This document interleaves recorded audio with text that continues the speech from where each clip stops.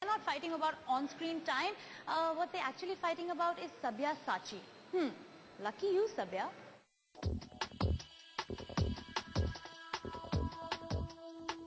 With No One Killed Jessica comes yet another association of Vidya Balan and Sabyasachi Mukherjee. Now, obviously, it's officially yet another association, Vidya, but you've always been associated with Sabya. Yeah. So, about No One Killed Jessica and Sabya, designing your character. About No One Killed Jessica, first, it's releasing on the 7th of Jan 2011, as we all know.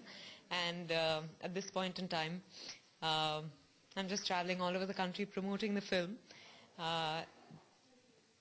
The reactions we've got to the promos has been more than encouraging. And about Sabya designing for this film, actually, he told me, he said, she's someone who's body conscious, which is why I've got you these kind of t-shirts.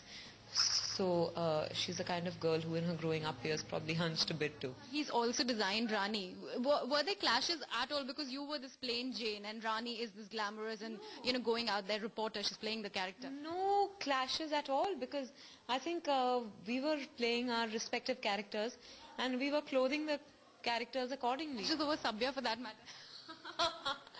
I just said this to someone saying she was, is and always be.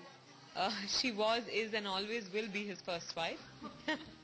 But luckily for me, I'm the second wife, so I think... Happily, you're okay with that. This is the only place I'll accept that.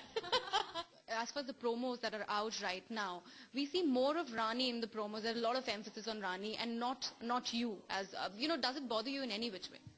No, not at all. I think, the Jessica Lal case got the kind of prominence it did because of the efforts and the struggle of Sabrina Lal. And today, we're actually making a film based on that struggle. So, need I say more?